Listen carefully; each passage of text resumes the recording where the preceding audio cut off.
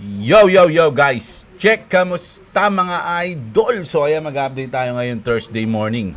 Thursday morning? Am I right? So Thursday morning tayo, gravities ang mga news natin. Pero bago ang lahat mga idol. So hindi tayo nakapag-update kahapon. Grabe kasi mga idol, nag-brownout dito eh. Alas 3 pa lang ng madaling araw. Nung nakahapon, alas 3 na madaling araw, nag-brownout na. Tapos hanggang alas 4 na ata kayo na madaling araw nagkailaw. Grabe yun mga lodi. 25-6 hours, no? 26 hours walang oras tuloy. Walang kuryente. At grabe ang gastos mag-brownout mga idol. Siyempre pag brownout aalis kayo. So wala, ayun, ubos ang paitok. That binili ko na lang XRP eh. Ayan. Mag-update na tayo ngayon. Grabe, ano nangyari? Nako, ang daming ang dami na naman gusto ng Camila. Easy lang mga idol, no? So nagkaroon ng drop 'yan dahil kaninang madaling araw meron tayong FOMC meeting, no? Ayan 'yun, yung meeting minutes. No? So medyo naging negative yung effect niya. Nag-drop siya nung 2:30 kasama yung Bitcoin din ganun eh. Bitcoin din dito nag-drop mga lodi, no? Parang tapos ngayon medyo nakaka-recover na, magre-recover na tayo, no? So cancel na yung ating double bottom, no? Ibig sabihin ano lang siya, umepekto lang siya ng bahagya lang. Hanggang dito lang yung inangat ng double bottom natin. No? Kaya lang triple top kasi yung kalaban niya eh. Double bottom lang tayo, triple top yung kalaban natin, mga idol, kaya mas lamang yung drop. Malas, no? Bad trip. Tanggalin na natin para di magulo. Nakakainis. So, ayan, mag-update na tayo. Grabe yung mga news sa atin ngayon. Mga lodi, medyo hindi at kagilagilalas ng mga news. Kaya ano pang hinihintay nyo? Mag-like na kayo ng ating video. I-like nyo yung video natin. Ano ba naman yan? Ang dami nyo nagpi-PM kung nasa na ako. Ang dami nagko-comment. Wala ako, Kuya Jeblo. Ba't wala ka kahapon? Pero hindi nyo naman nila-like yung video natin. Like nyo na yung video natin mga idol. No? At sa mga gusto ng ganitong content, syempre update. Everyday tayo. Kaya lang, wala. Brownout kahapon. So, mag-subscribe na kayo sa ating channel. At sa mga wala pang crypto exchange dyan, andyan ang ating BitGet, no? Andyan. Check nyo yung mga link sa description natin. So, yung trade natin nandito pa rin. Pumapalo pa, 10K profit. 10,000 profit promises ng Backstreet Boys. Ayan, yung ating profit ngayon. So, medyo bumaba siya. No, dito ang ating lock profit niyan 5K kalahati, no? Kalahati yan mga lodi. Once na tamaan niyo yan, po-position na ulit tayo ng bago, mga idol. It's either sabayan natin pagbagsak o mag-tsumempo tayo ng long. Ganun lang yun, mga idol. So, ayan. Umpisa na natin ang news dito kay Elon Musk, mga idol. No? Elon Musk confirms X-Money. So, ngayon, mga idol, si Elon Musk, medyo magpo-focus siya sa kanyang mga company. Mga lodi, no? Dito sa X, sa Tesla, lahat yan, pupukusan niya muna, no? Elon Musk confirm X-Money has started its beta testing. So, may testing na dito, mga idol, no? This will be a limited access beta at first when people's saving are involved. Extreme care must be taken. So, ito medyo wala pa siya sa public. Siyempre, tinitest lang muna nila to. Pero once na maging live na to, ano sa tingin nyo yung mga coins na pwede nga makasama ng Dogecoin dito sa X-Payment?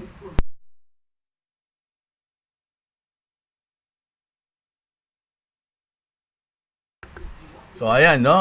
Sa tingin nyo magkakaroon kaya ng XRP dito, mga lodi? Siyempre, malamang Bitcoin meron yan.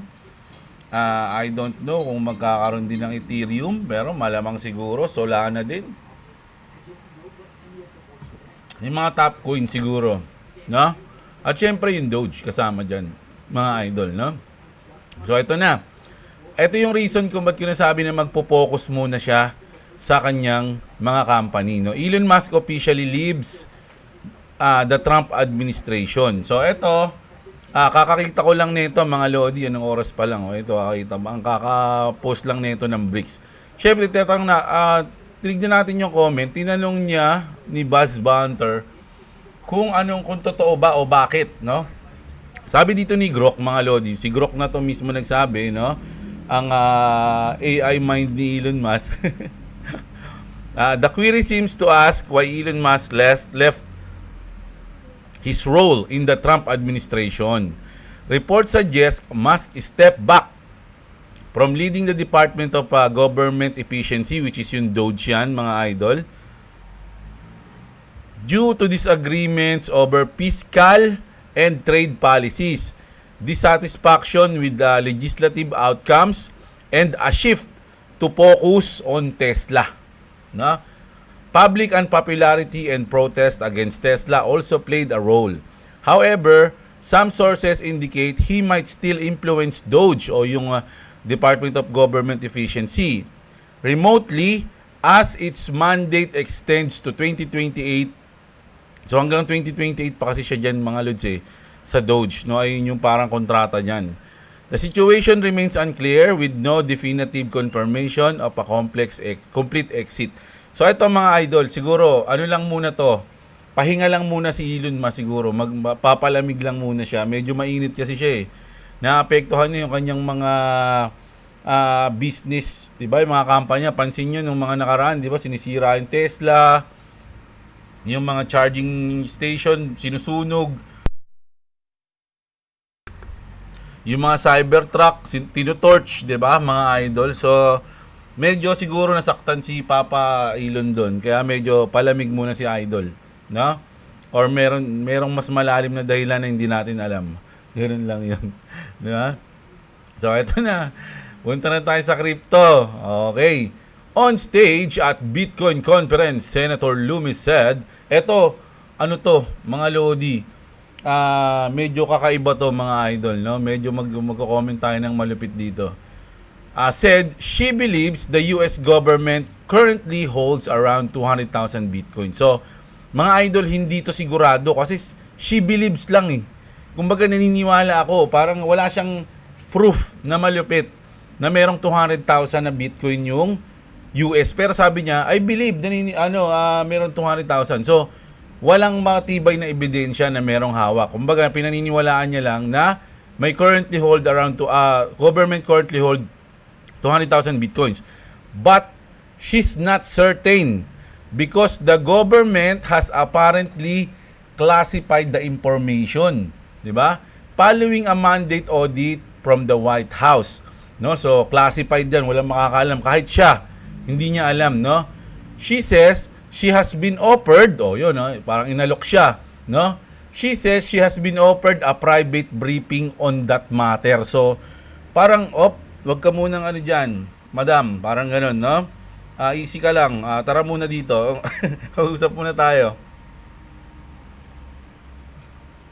So, parang kahina-hinala to mga Lodi. Sa tingin nyo ba, meron pang 200,000 na Bitcoin ang US government o binenta na lahat ni Biden bago siya umalis? Mga idol, 'di ba? Siyempre inutusan na yun ng mga utak ni Biden. Si Biden kasi wala na lang yun robot na lang yun Hindi niya na alam yung ginagawa niya mga lods So, ito yung delikado. Hindi natin alam kung totoo bang may hawak na 200,000 o wala. Mismong si Senator Loomis na nagsabi na hindi niya alam, hindi siya certain. Ayan 'Di ba? Kasi classified 'yun, sabi niya. At inalok siya na magkaroon ng private briefing. Tara nga dito, i-briefing kita kung ano sinasabi mo sa media. Sabi sa kanya, tara dito, huwag ka muna magbasta-basta ganyan ng ganyan. Sabi sa kanya gano'n, no? Madam, mag-easy ka lang. Mamaya malaman nila na wala talaga tayong hawak na Bitcoin. Ganun. Paano yun? Paano pagka ganun? Mga idol. Di ba? So, ayan. Yun ang natin dyan. Kakataka yan. Ito. Ito naman, XRP ETF approval, 84% na mga lodi. No? So, automatic na to 2025. Magkakaroon talaga ng mga maaprobahan na ETF. At once na may maaprobahan na isa dyan, malamang tuloy-tuloy na yan, mga idol. No? Ganun yung tingin ko dyan. At dito na tayo sa ulo ng mga balita, which is bungo. So bungo ng mga balita, no? So sabi dito ng Bitcoin conference, no? Ayun nga yung inatin na nila Senator Cynthia Lummis, ni Donald Trump Jr., 'di ba? Sila 'yan. Si David Sachs. Sabi dito ng Bitcoin conference mismo, special guest at Bitcoin 2025.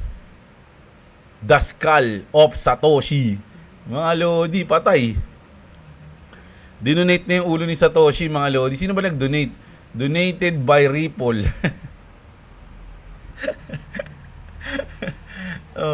Parang ano to, naalala ko yung Vikings, ha?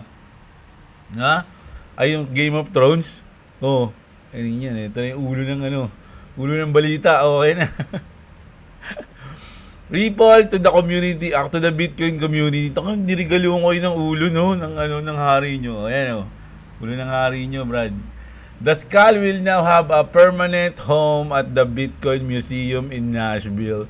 Diyan ka na sa museum. Sabi ng Ripple, ito. Basahin ko yung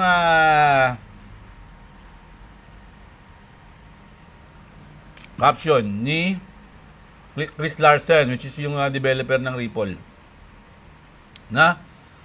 Sabi niya dito, in early 2023, when I founded the Change the Code campaign, my goal was to see if there was a way to turn Bitcoin into an accelerator for direct air capture. The campaign didn't work. Sabi niya ganun, no? And that's okay. Note, Ripple did not fund this campaign, no? So labas yung Ripple dyan. Lakad lang ni Chris Larsen mag-isa yan, mga lodi, no? Bitcoin's energy transition in the last couple of years has been remarkable. Using over 50% renewable energy sources including hydropower, no? Ito yung kailangan talaga ng energy kasi pag magmamine ka ng Bitcoin, di ba? Energy, hydropower, wind and nuclear per a recent Cambridge study. So pwede rin daw 'yon, no? And often using trap or flared gas with which would otherwise be wasted. I'm glad to see Scully, so si Scully pala to, back out in the world, serving as a reminder to environmental stewardship and innovation. So hindi lang si Chris Larsen yung dyan, pati si Brad Garlinghouse, mga lodi. So yung kay Brad Garlinghouse kasi parang sinabi niya na regalo to, mga idol, no? So sana alam niyo yun, magkaisa tayo, wag tayo mag-away. The Skull of Satoshi was originally built to call attention to blockchain energy usage. And today, it's a symbol and reminder of Bitcoin's incredible staying power to many around the world, including me. Sabi niya gano'n, no? As crypto and blockchain technologies becomes widely used, respected, and understood, it's past time that we set aside our differences, no? So, kailangan, huwag na tayo mag-away-away, sabi niya gano'n, no? And work together na to move the industry forward. I hope this gesture continues to remind folks that we, BTC, XRP, and other crypto communities have more in common than we think, no? So, parang sinasabi niya, lahat naman tayo sa blockchain technology, tsaka dito sa Web3, mga idol, at sa cryptocurrency, lahat tayo magkakasama tayo. Hindi tayo dapat nag-aaway-away. O sige, ayun na yung ulo ng ano nyo. Hindi, joke lang. Ayun lang yun, mga lodi, no? Gusto niya parang regalo, no? Hindi sa bad way, no? In a good way. Siguro binibigyan lang ng masama ng isip ng ibang tao tulad ni Jeblo tsaka ng ibang masama talaga yung mga utak niyan, eh. Di ba? Yung pansinin niya mga yan. Hindi masama yung intensyon ni Brad Garlinghouse sa pagregalo niya ng ulo ni Satoshi sa inyo. Tulad nito ni Edo Parina, sabi niya, Ripple just donated the skull of Satoshi to the BTC Museum at BTC 2025. If the CEO of a company hands you the skull of your king, that's not a gift, that's a message. Sabing ganun, no? Hindi, gift yan mga lodi. Huwag kayo maniwala dito sa mga to, pinag-aaway-aaway lang kayo niyan. No? Ano yan? Goods na goods pa rin yan, mga idol. Kumbaga parang ano yan, peace offering. Yung ulo ng hari nyo. Peace offering. Hindi ko magets kasi.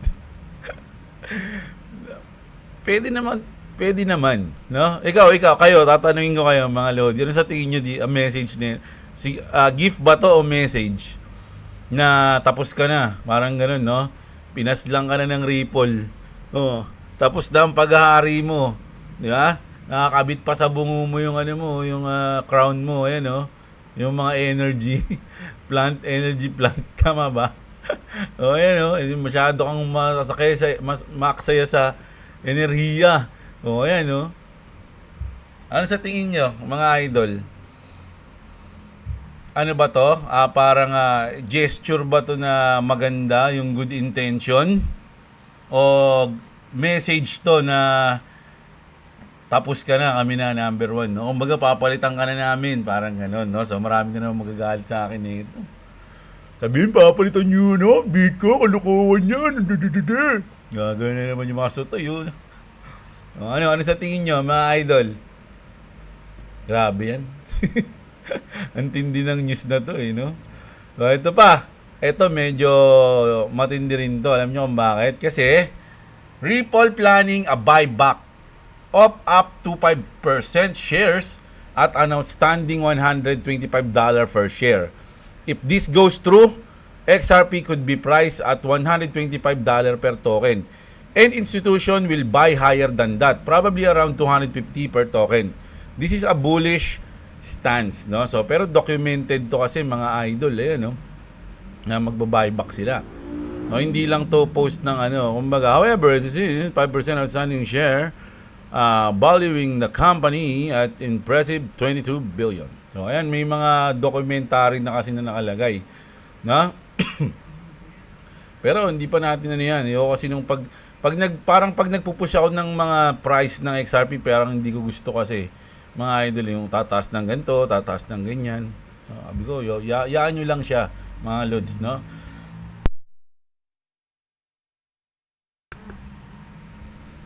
Django Inc. Ito, medyo malapit ito. David Schwartz just ended the debate. Sabi niya, no? XRP has no issuer. No, ito kasi yung hindi maintindihan ng iba. Mga idol, no? XRP has no issuer. No hidden mint switch. No busy game, sabi niya. Everything has created at launch. Deal with it, no? Wala nang nung nilabas yung XRP Ledger, doon din nilabas yung 100 billion na XRP. XRP Ledger isn't trying to be trendy. No Ponzinomics. No rival Rus features to bait devs into wars. It's built to work, sabi, no? Parang yung XRP Ledger talagang ginawa yan para magtrabaho. Worried about decentralization? Ayan, question mark. Ask yourself what you actually want. Protection from failure or protection from success. XRP Ledger delivers no drama, no delusion, no just power. So sabi rito ni David Schwartz, kasi marami nagsasabi, parang si Brad Garlinghouse daw yung mukha ng XRP. Kasi siya yung lagi nagsasalita. Hindi po siya, no? Hindi, eto Brad Garlinghouse is the CEO of Ripple. Company po yung Ripple, no? Hindi po siya token, hindi po siya coins. Brad Garlinghouse is CEO of Ripple, a company. Yung XRP has no issuer. Ayan, paulit-ulit XRP has no issuer. All the XRP that will ever exist was created when the ledger was created. No, nung ginawa XRP Ledger, yun na yun, mga loads, no? Unlike most other blockchains, XRP Ledger has no rival Rus features.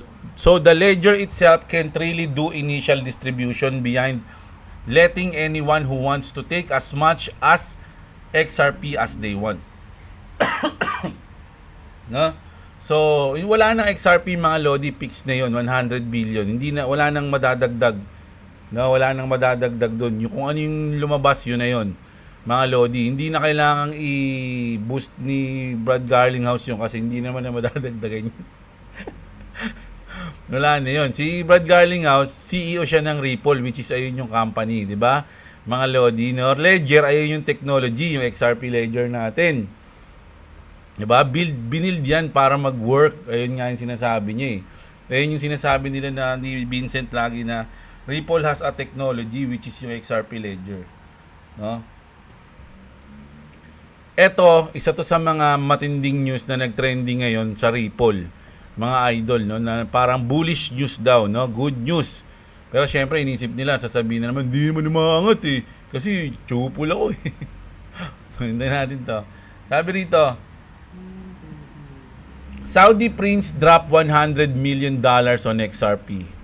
First public company bets big, sabi. $100 million, mga idol, no. Vivo Power Nasdaq BBPR just raised 121 million to launch a bold XRP focused treasury strategy. And 100 million of that came straight from Saudi Prince Abdulaziz bin Tukusis. Abdulaziz bin Turki Al Saud. Ang pangalan niya, no? Scientific name ng monkeypox. Hindi. Ayan, sorry mga nila, ano lang. Masaya lang ako kasi may electric pa na kami. Masaya ka kasi hindi nawala ang cellphone. Oh, tsaka hindi nawala yung cellphone ko.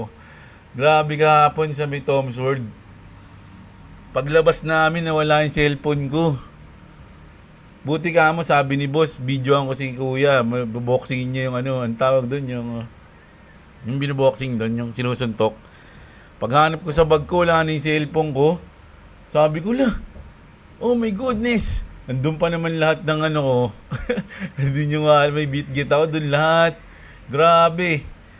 Talagang ano, kinabahan ako dun. Buti na lang, nakita pa namin nasa ilalim nung ano, nung sinasakyan. Dito, nasa ilalim nung racing car. Asan na ba yun? Dito kami. Ayan, nasa ilalim nito. Saan ba yun? Ayan, no. Diyan, oh, yan. Nasa ilalim yan, dyan, oh. Yung bag ko kasi, bukas pala, tas ako'y naglaglag ng token. Dito mismo, no, sa ilalim, oh. Sa gitna, dyan, oh. Dyan, dito namin nakita. Dyan, oh. Muntik na mawala, mga idol. Grabe yun. Dahil pa naman matindi sa cellphone ko. Scandal pa. Scandal pa ako dyan. Grabe. So, yun. Kaya lang masaya ako ngayon. Tsaka may ilaw na kami. Yay!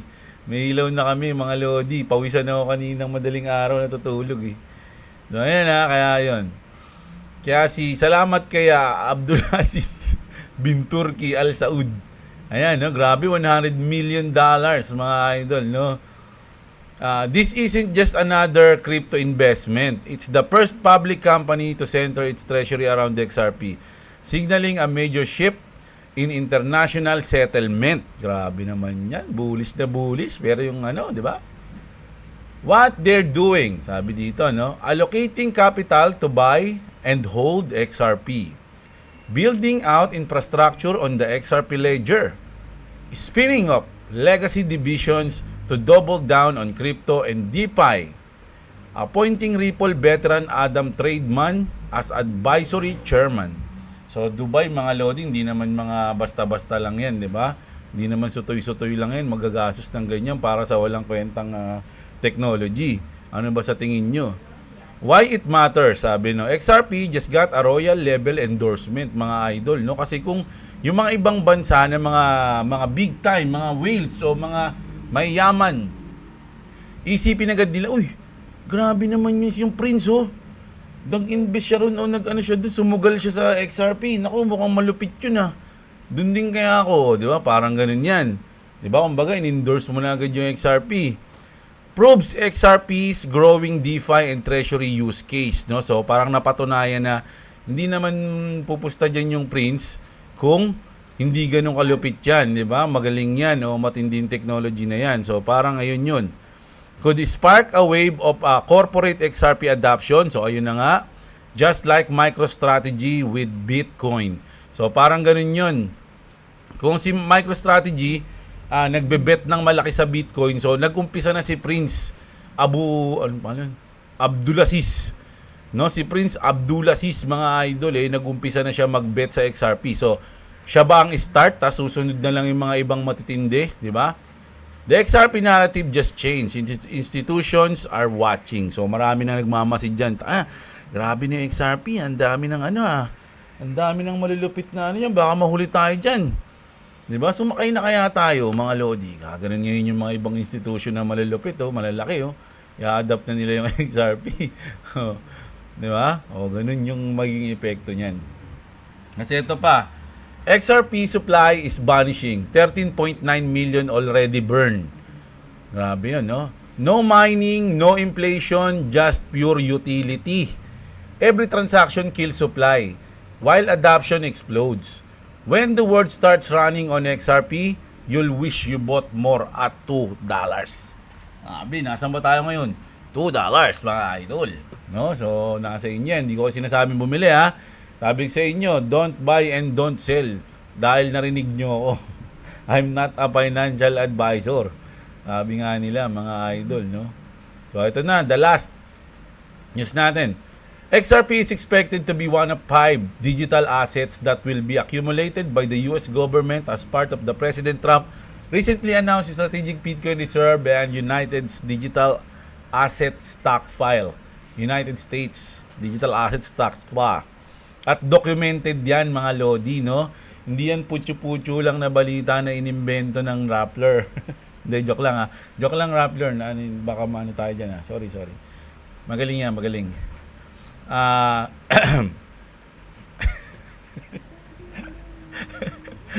Ulitin ko. Sabi dito, Vivo Power is believed to be the first publicly listed company in the world to launch an XRP-focused digital asset treasury strategy that also encompasses the contribution to building out the XRP Ledger ecosystem for real-world decentralized finance blockchain solutions. XRP is expected to be one of the 5 digital assets that will be accumulated by the US government as part of Presidential Trump recently announced strategic Bitcoin reserve and United States Digital Asset Stockpile. So nakapile po ito, no? Kumbaga, dokumentado. Kumbaga, no? So ibig sabihin mangyayari to, mga idol. Ayun yung ating final news. No? So kung di pa kayo bullish, ewan ko na lang, bahala kayo. Di ba? Pero syempre, XRP yung bias ko. Sabi ko nga sa inyo, pwede kayo mag-research ng mga iba pang coins, lalo na yung mga ISO compliant na coins, mga Lodi, ISO 222. No? Kayong bahala, mga idol, no? Pero syempre, bibili rin tayo kaya nag-iipon lang tayo. Kaya syempre, everyday meron tayong expenses, so nahirapan tayong mag-ipon. Ngayon, kailangan na natin mag-trade ulit everyday. Hindi ako nakapag-trade ng mga ilang araw Kaya medyo nanghina ako No, kailangan natin mag-trade everyday, no? So sa mga wala pang crypto exchange diyan, mga Lodi, yan yung bitkit natin sa ating description. So ayun na. Mamayang gabi mag-news ulit tayo dahil may ilaw na kami. Hindi na ako mawawala, mga idol, no?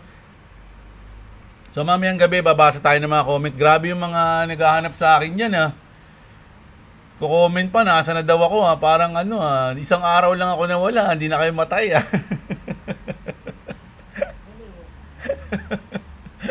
Uy, isang araw pa lang ako nawala. Grabe naman kayo mga basher ko Hindi na kayo matay pag wala ako Ang dami gusto nyo na mag-comment agad Porkit bumagsak tas wala ako, tinahanap nila ako, asang ka na, Marita, ang bango-bango mo, sabi. Nito mga to O yan nyo, mamayang gabi andyan na ulit, mag-update ulit tayo, mag-news ulit tayo, mababadtrip na naman kayo sa mga good news ko, mga idol. So kita-kits tayo mamaya. Maraming salamat sa mga nanood. Huwag nyo kalimutang i-like yung video natin, mga Lodi, no? Dahil kung hindi, iligaluhan ko kayo nito. Maraming salamat sa mga nanood. Magandang araw sa inyo mga kapatid. At What's up? What's up? Subscribe to Clevis TV and subscribe to Jeblo. If you want to subscribe to me, it's link in the description, and you need to subscribe to Jeblo. If you don't want to subscribe to me, you will become my skulls. So bye.